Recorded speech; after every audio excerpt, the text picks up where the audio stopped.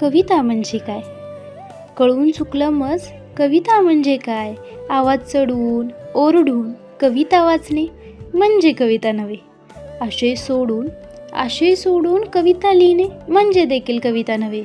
कविता समजून घेऊन तिच्या भावनात रमणे म्हणजे कविता होय. तिला कवटाळून घेऊन उराशी जपणे म्हणजे कविता होय. म्हणतात लोक प्रेमात पडला की लिहितो माणूस चारोळ्या. पण असं काही नसतं बरं का. आयुष्यात आल्यापासून प्रेम होतं माणसाला. आई वडिलांवर, रक्ताच्या आणि माणुसकीच्या नात्यांवर, आणि त्यामध्ये मैत्रीचं नातंही येतं बरं का. कविता आठवली की केल्या जातात कल्पना प्रियकर आणि प्रियसच्या नात्याबद्दल. प्रेम, विरह, भेटण्याची आतुरता.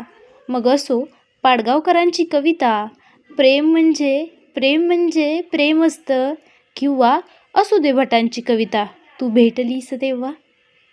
कविता म्हणजे भावनांचं साधन, व्यक्त न करता येणाऱ्या भावनांची शब्दात गुंफलेली एक सुंदर वीण.